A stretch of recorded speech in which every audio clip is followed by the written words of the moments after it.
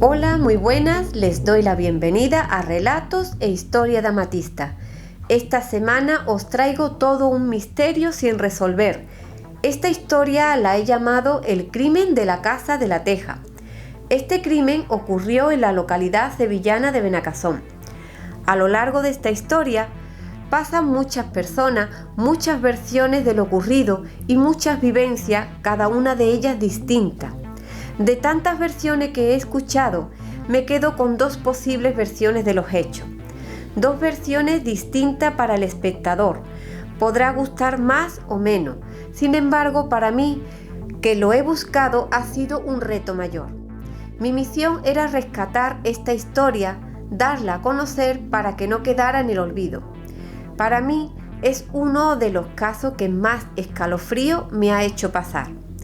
Ocurrió en una casa, en un entorno familiar, y eso siempre genera una cierta inquietud. Siempre se ha dicho de esta casa que en su época tenía un hermoso jardín francés y unas vidrieras maravillosas. Una versión de la historia de este lugar dice así: el señor Franconetti era dueño de la red ferroviaria del Aljarafe.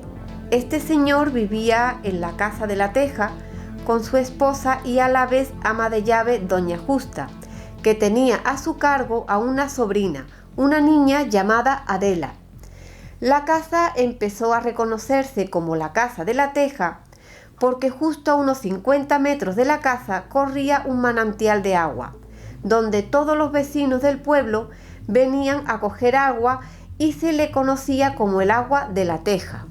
Resumiendo esta historia, había un guarda que se llamaba Aniceto, que mantenía una relación con doña Justa a escondida del señor Franconetti, ambos con la intención de quedarse con esta hacienda, porque el señor Franconetti era mucho mayor que Justa. Doña Justa era el ama de llave de esta hacienda y sabía a dónde se guardaba todo el dinero y papeles de la casa. Confiada, se lo entregó todo al guarda Aniceto.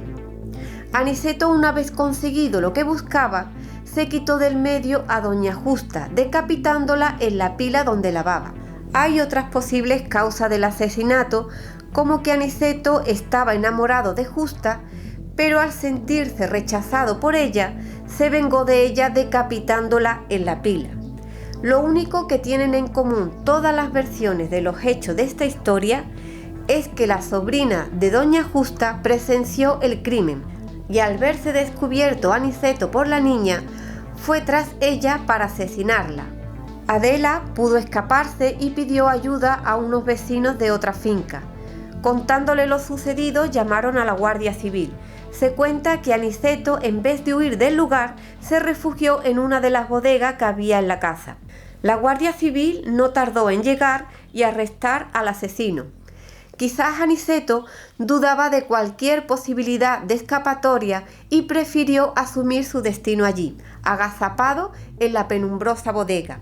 Según testimonio, Aniceto halló su muerte en la misma cárcel en la que cumplió su pena muchos años después. Al indagar en las causas de dicho asesinato, nos encontramos con una bifurcación en el camino, dos líneas testimoniales que presentan varias versiones diferentes en lo que concierne al móvil de este crimen atroz. Por una parte tenemos la hipótesis del crimen pasional, ya que muchos creen que entre Aniceto y Justa hubo un idilio amoroso en el que aparentemente, al no ser correspondido al final por Justa, se vengó de ella.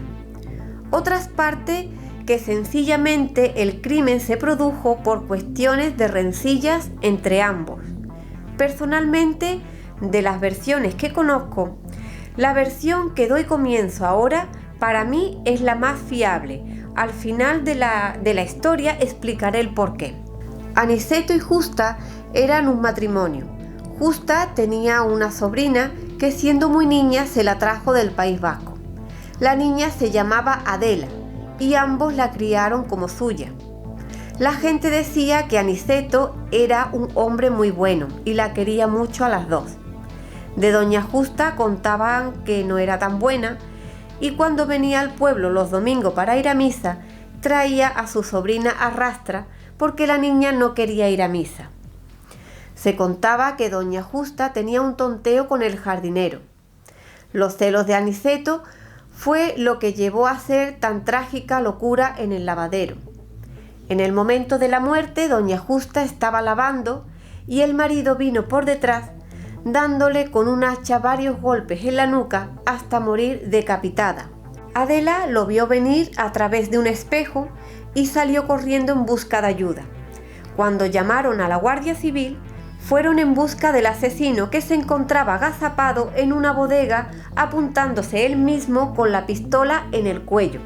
Cuando le quitaron la pistola, lo trajeron detenido y amarrado en un carro desde La Teja hasta el pueblo. El hombre no dejaba de repetir que Justa se lo había robado todo. Aniceto finalmente fue encarcelado y acabó sus días en la cárcel. Personalmente, yo me inclino más por esta versión de los hechos. ¿Por qué? Porque no he podido averiguar absolutamente nada más que lo mencionado en la versión anterior del señor Franconetti. No he podido averiguar cómo acabó sus días este señor. No he podido encontrar ni una foto, nada de nada, como si se lo hubiera tragado la tierra. En lo que queda ya de la casa, en la actualidad es visitada por muchas videntes, medium, y también han hecho la ouija, hay psicofonías, todo con la intención de poder sacar la verdad de esta terrible historia y todo el misterio que la rodea. Si te ha gustado esta historia, regálame un like, puedes dejarme tus comentarios aquí abajo, suscríbete si todavía no lo estás y os espero en mi próximo podcast. ¡Hasta pronto!